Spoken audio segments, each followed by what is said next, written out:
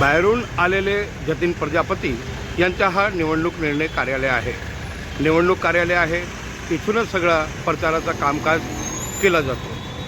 पण सध्या आपल्याला माहितीच आहे की निवडणुकामुळे कोणी कोणावर लक्ष देत नाही. मी कसा जिंकेन, माझी विजय कशी होईल याच्यावरच लक्ष दिलं जातो. त्यामुळे वरिष्ठ नेत्यांच्या पक्षाच्या वरिष्ठ नेत्यांवर लक्षच कोणी देत नाही. सध्या भारतीय जनता पक्षात बाहेरच्या लोकांना घेऊन त्यांना तिकीट दिलं जातो आहे. त्याच्यामध्येच बाहेरचे लोक भाजपमध्ये आले की त्यांना वरिष्ठ नेत्यांचा ध्यान नसतो. वरिष्ठ नेत्यांचा सन्मान कसं करायचं हे पण त्यांना माहीत नसतं. त्यामुळे ही अशी परिस्थिती होते. बघा कसा बॅनर ठेवलेला आहे.